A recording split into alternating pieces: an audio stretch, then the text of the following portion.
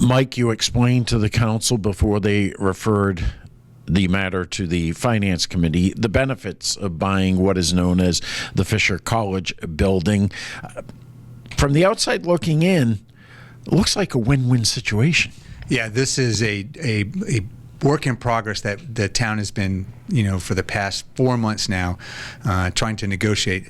So we got to back up a little bit and put some context here. The Allen Avenue School building was the project that we had received approval from. We had the $5.2 million from Bristol County approved for that. When the Fisher College building at 451 Elm Street became available, it met a lot of our needs and then some, and for a more affordable price. We now have the ability to shift locations. We're going to be back in front of Bristol County and moving towards the building at Fisher College to be able to provide a regional food distribution center, a senior center, other health and human services, and we believe right now that we'll be able to retain the tenant that's in the building, Scribble Time, as a daycare and keep them there as well. The changes with inflation, supply, demand, etc., just made the Allen Avenue renovation, I don't want to say the cost explode, but certainly go up. Yeah, absolutely. When we first started looking at Allen Avenue back in 2020, even before we had ARPA as consideration, we got an estimate of $4.7 million just to renovate it in the existing condition. There's some code compliance issues. There's some infrastructure, envelope issues that had to be addressed, right? There's 2 mobile trailers on the back of it that would probably have to go away.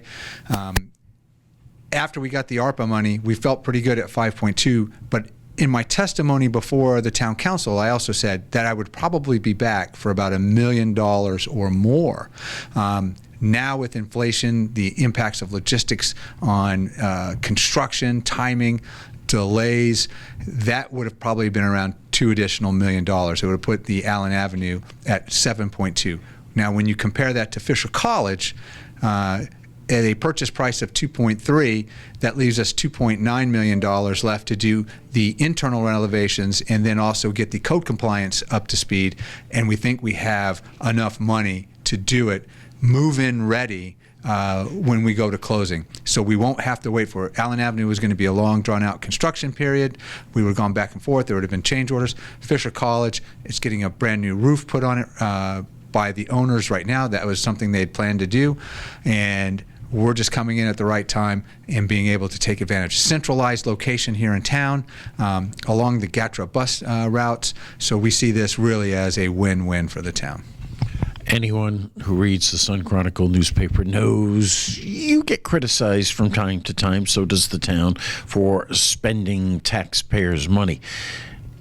If the town were to say no to Fisher College, no to Allen Avenue, is this money, the $5.2 million or whatever, money that can be given back to the taxpayers in North Attleboro? No. This was American Rescue Plan Act. It cannot go back into a refund to taxpayers. This was federal dollars that was given to us to address specific needs and that outlined specific requirements that would have to be spent. So this is one of the qualifying expenses, a regional food distribution.